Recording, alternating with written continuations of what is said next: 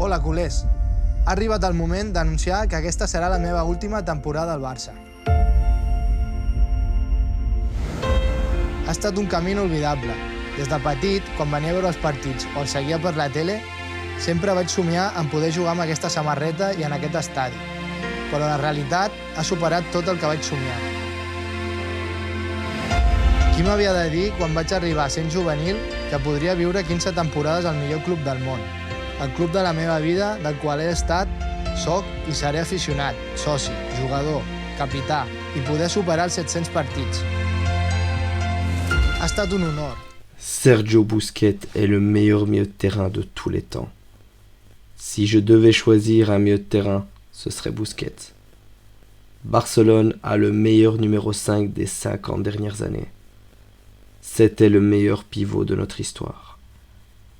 Et voilà, c'est la fin d'une ère. Sergio Busquets quitte enfin le FC Barcelone et met fin à cette grande équipe qui était la grande Green Dream Team de 2009 et de 2011. Il est le dernier rescapé qui s'en va avec les honneurs et on lui souhaite bon vent, mais surtout de la grande réussite. Salutations à tous, Comme vous avez pu le deviner, c'est une vidéo assez spéciale aujourd'hui, une vidéo hommage à Sergio Busquets qui va quitter le FC Barcelone, qui va sans doute s'engager en Arabie Saoudite avec sûrement le club de Al Hilal. Et on ne peut que le remercier, pour tout ce qu'il a fait pour nous. Mais vous n'êtes pas censé savoir que voilà, j'attendais énormément ce départ, je suis assez content parce qu'il était temps de passer à une nouvelle ère. Et dans cette vidéo, je vais vous parler bien évidemment de son successeur qui j'estime être Sofiane Amrabat. Après voilà, pour revenir sur Busquets, quelques faits honnêtement assez anodins. Sergio Busquets, on n'est peut-être pas censé savoir que j'estime qu'il a réellement révolutionné le poste de numéro 6. C'était l'un des meilleurs milieux def honnêtement de l'histoire du football. Je mets égalité avec un grand Yaya Touré, honnêtement. Voilà, je trouve que ça reste l'un des meilleurs milieux def de l'histoire du football, honnêtement. On ne fera jamais mieux. Il avait réellement cette sérénité dans son jeu, cette précision dans cette passe, honnêtement, et même cette lecture du jeu qui était incomparable avec tous les autres milieux de terrain, milieu défensif surtout. Et il avait réellement révolutionné cela. C'était pas tous les jours qu'on voyait un milieu de terrain assez frêle qui n'avait pas un grand apport physique, mais qui savait faire la différence, qui savait réellement faire la différence. Surtout qu'on peut le remarquer, que c'était la grande force de Busquets, c'est qu'il y avait une réelle dépendance avec le FC Barcelone, ou même quand on pouvait voir que ça n'allait pas avec le FC Barcelone, qui changeait totalement avec l'équipe d'Espagne, comme on a pu le voir au dernier Euro. Et on pouvait voir que quand Busquets était mis dans les meilleures conditions, c'était un milieu de terrain hors du commun. Mais ce qui marquait surtout dans les dernières années, c'était réellement quand Busquets était malade, le FC Barcelone l'était aussi automatiquement, comme on a pu le voir par exemple dans le match de la remontada où on perd 4-0 au match aller. Busquets est inexistant, le Barça ne suit plus. Busquets revient plus fort que jamais dans le match retour du 8 mars 2017 et le Barça fait le plus grand match de son histoire, si pas le plus grand match de l'histoire du football, honnêtement. Donc voilà, on ne peut que remercier Busquets. À noter que voilà, Busquets, à sa grande surprise, est le seul, à part, sans compter Valdés, de la Dream Team qui n'est pas marqué contre le Real Madrid. Abidal avait marqué à la saison 2012, Messi, n'en parlons même pas, est le meilleur buteur du Classico. Puyol avait marqué en 2009 au 6-2, Piqué aussi avait marqué en 2009 au 6-2, Iniesta avait marqué bêtement au match de 2014, ainsi qu'au match de 2016 où on leur met 4-0. Xavi avait marqué au match de 2011 avec la Manita. Dani Alves avait marqué au même match qu'Abidal en 2012. Pedro avait marqué aussi lors de la Manita. Il avait marqué aussi pendant la phase de la qualification, donc au match de demi-finale retour au Camp Nou. Et Villa, n'en parle même pas, il a mis un super beau doublé. Et sans parler tous les matchs de Supercoupe où il a pu marquer contre le Real Madrid. Et voilà, Busquets est le seul qui n'a jamais marqué contre le Real Madrid, mais il en a gagné grandement des Classicos. Et il a été là dans toutes les humiliations qu'on a pu faire subir au Real Madrid.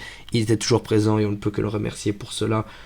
Après voilà, si on doit un peu revenir sur son palmarès, Busquets c'est pas n'importe quoi. C'est comme 8 ligues à gagner, 7 Copa del Rey, 7 Super Coupe d'Espagne, 3 Ligues des Champions, 3 Supercoupes européennes, avec 3 Coupes du Monde et 1 Euro et une Coupe du Monde des clubs. Enfin, 3 Coupes du Monde des clubs et une Coupe du Monde, autant pour moi. Il faut pas oublier que Busquets était quand même notre capitaine depuis 2021. Après le départ de Messi, il repart avec une Coupe du Roi remportée, fait une Super Coupe d'Espagne, et il fait un match sensationnel.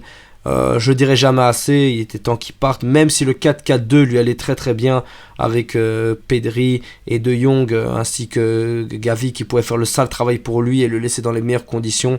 On aurait pu espérer une année supplémentaire pour lui, mais j'aurais plus aimé le voir comme joueur tournant en rotation dans l'équipe, mais je suis persuadé que Xavi ne l'aurait pas entendu de cette oreille et nous aurait fait subir Busquets pendant toute la saison.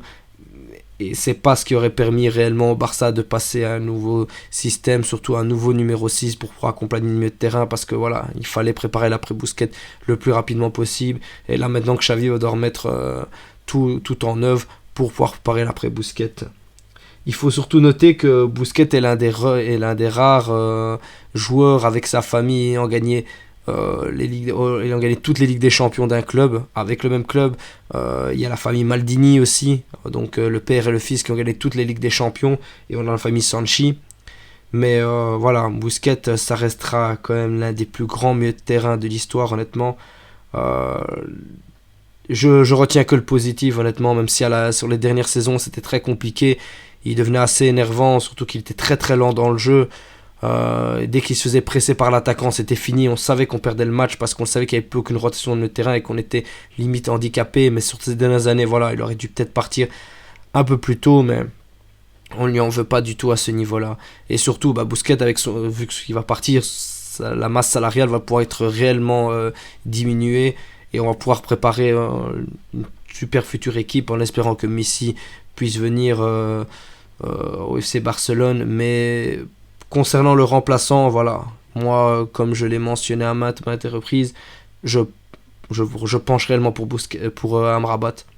Sofiane Amrabat, qui je trouve est la réelle solution à notre milieu de terrain, parce que on a besoin maintenant, avec le football comme il évolue, on a besoin d'un apport physique au sein d'un numéro 6, et ça ne peut pas nous faire de mal que de changer de style de milieu de terrain, même si beaucoup de supporters ainsi que Xavi voulaient Zubimendi qui est une très belle option mais beaucoup trop cher. Sofiane Amrabat pour 25 millions, on peut l'avoir facilement, donc j'estime que voilà, ça peut être la réelle solution. Et comme je l'ai maintenu à de maintes reprises,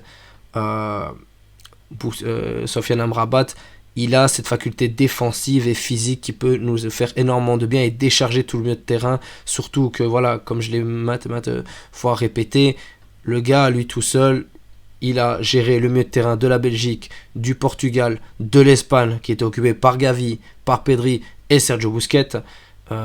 Et surtout le milieu de terrain du Brésil après la Coupe du Monde. Ce qui montre que c'est pas rien, que c'était pas juste un effet de mode par rapport à la Coupe du Monde, que c'était pas juste une petite phase, et que la Fiorentina, voilà, c'est lui le patron, même si le coach fait énormément de rotation pour faire respirer son équipe avec toutes les compétitions.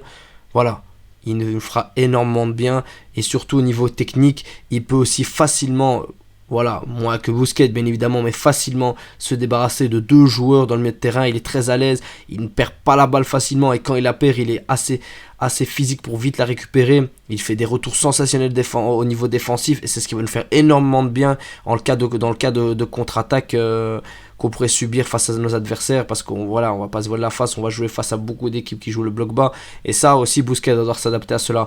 Je pense qu'il faudra pas non plus espérer directement un grand Amrabat, mais voilà, il faudra qu'il puisse s'adapter, il faudra lui laisser du temps, mais je pense qu'avec du temps, il ne peut en plus qu'à s'améliorer avec le FC Barcelone, et il est prêt, réellement il est prêt pour le FC Barcelone.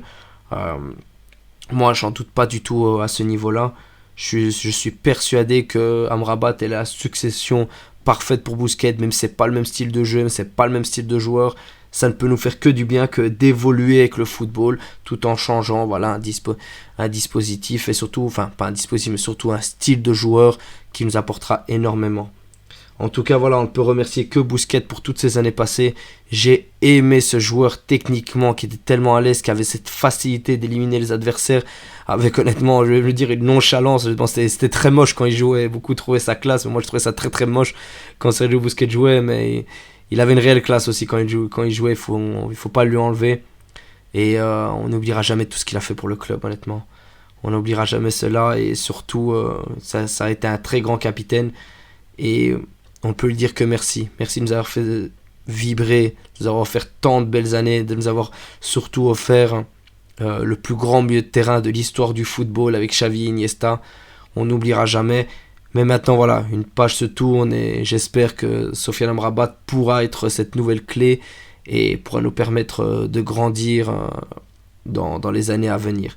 Je vous remercie les amis. C'était Boateng pour encore un nouveau débrief. Et je vous souhaite à tous une bonne soirée et Visca Barça.